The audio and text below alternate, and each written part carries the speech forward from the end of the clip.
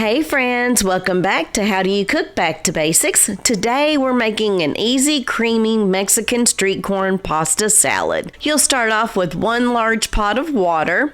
Add some salt to that water and bring that water to a boil. Once your water's boiling, add 1 pound of rotini noodles to that pot. Cook your rotini noodles according to the packaging instructions. Once those noodles are done, drain those in a colander and rinse those well with cold water. This is the key. They have to be rinsed with cold water, and you need to sit this over to the side and let it continue to cool down. Now, once you've done that, we're going to make our dressing. We're going to start off with 1 cup of mayonnaise,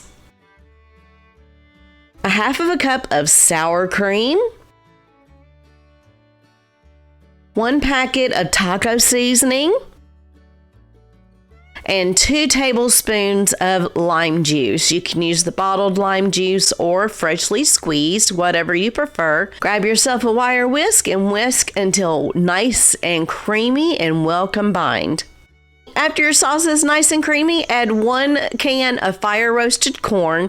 I did drain this corn beforehand. 1/2 cup of finely diced red onion. 1 cup of Fresco crumbling cheese. Now, I did try to find the Cotija cheese, but I could not find that anywhere. Next, you'll add 1/4 cup of chopped fresh cilantro in there as well. Give that a really good mix until well combined. Now, you'll add your noodles to your bowl and give this a really good stir. Be gentle with it, y'all. Just grab from the bottom and just mix it around. You don't want to tear up your noodles. So once that's done, go ahead and top it off with some more Fresco crumbling cheese, some fire roasted corn, and some fresh cilantro. Top it off with some tahini topping. Enjoy, y'all.